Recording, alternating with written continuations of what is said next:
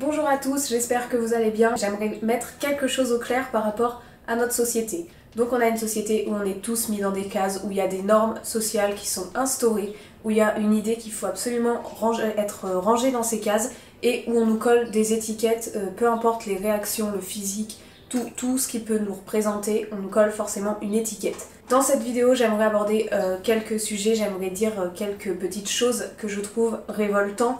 Après, je veux pas passer un débat de 4 heures là-dessus non plus, je veux juste dire que dans cette vidéo, tout ce que je vais parler, c'est ok. C'est-à-dire que peu importe ce que vous êtes, ce que vous faites, ce que vous comptez être, ce que vous comptez faire, etc., c'est toujours ok parce que ça vous appartient juste à vous et pas à cette société qui nous impose tout ça. En gros, peu importe ton âge, peu importe ton sexe, peu importe tout, tu as toujours le choix. Moque-toi complètement de ce que les gens pensent, moque-toi de ce que la société peut penser de toi, moque-toi de ne pas rentrer dans telle ou telle case parce que tu n'as absolument pas envie d'y rentrer, tout simplement. Fais ce qui te semble bon pour toi, fais la chose qui te rend heureux et comme tu es, c'est parfait dans tous les cas.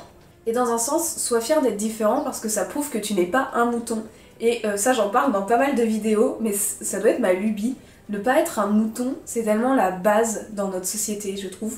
Se démarquer de cette société, ne pas rentrer dans les cases et ne pas faire comme tout le monde, je trouve que c'est ça exister, c'est ça être réellement qui on est.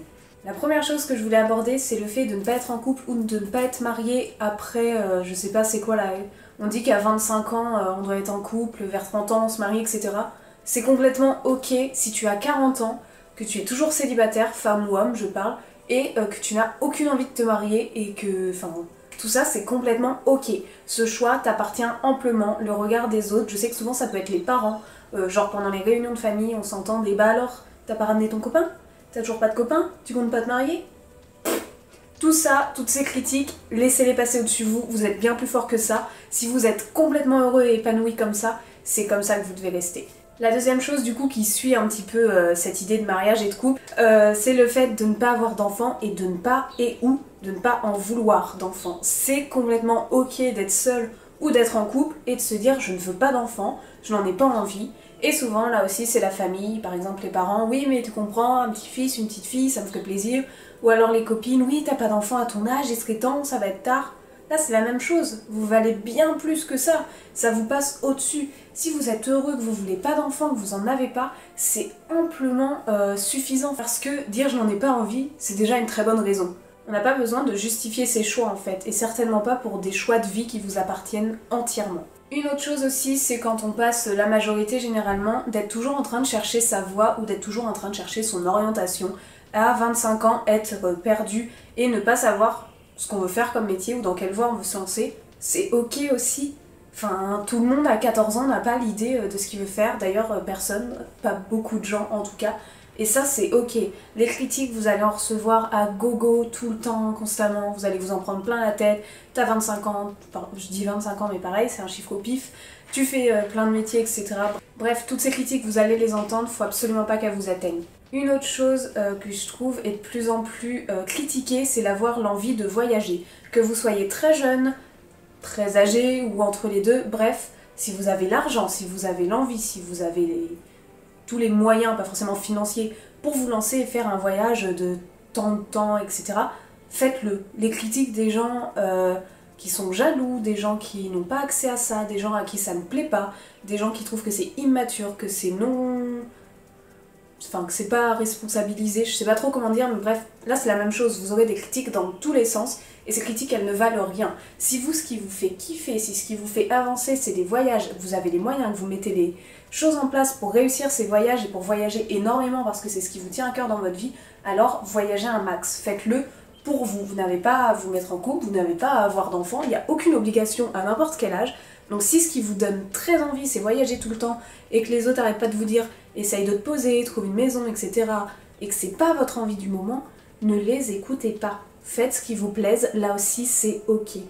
Encore 3 petites choses et dans celle que je vous parle tout de suite, j'y suis la première, ne pas être à la mode.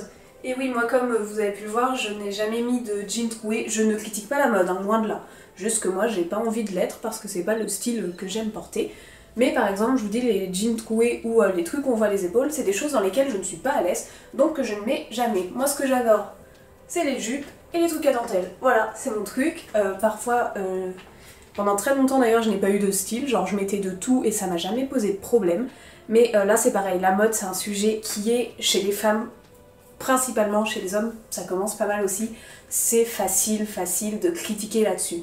Genre t'as pas le dernier sac, regarde son jean, il n'a pas de trou, enfin tellement de débilité je trouve, genre même un enfant de 3 ans réfléchit pas à ça. Ne pas être à la mode c'est largement ok. Genre limite tant mieux parce que vous êtes pas des moutons de la mode, vous consommez pas la fast fashion et vous allez pas faire comme tout le monde en fait, vous vous démarquez.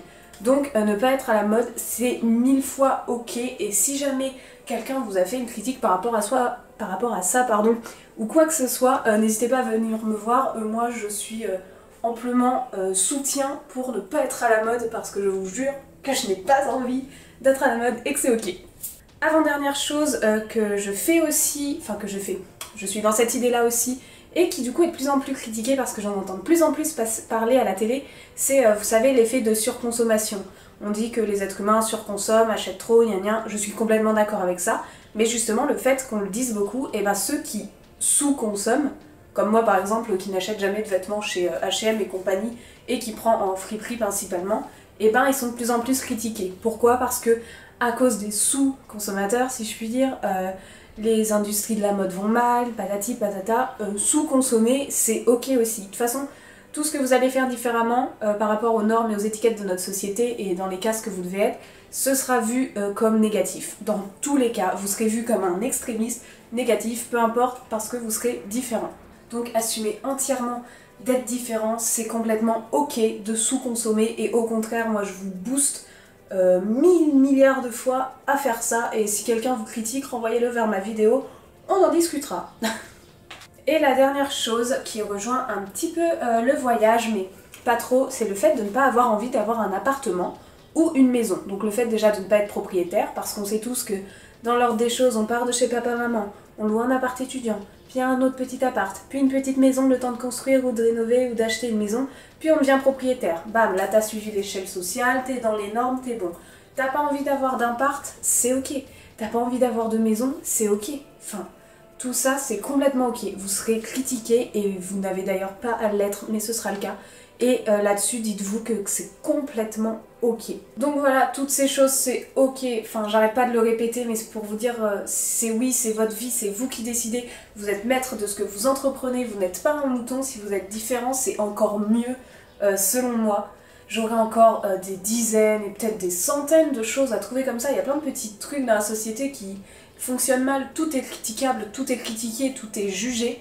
Mais vous, vous valez bien mieux que ça. Si vous regardez cette vidéo, c'est que vous avez ressenti cette frustration, c'est que vous avez ressenti que vous étiez différent à un moment. Et au contraire, cette chose, ne la prenez pas comme un coup de marteau sur la tête, prenez-la comme une force qui va vous élever vers le haut. Tout simplement parce que le fait d'être différent, comme je l'ai dit plein de fois, ça va vous sortir du rang, vous serez pas un mouton et vous serez quelqu'un d'exceptionnel. De toute façon, vous êtes quelqu'un d'exceptionnel.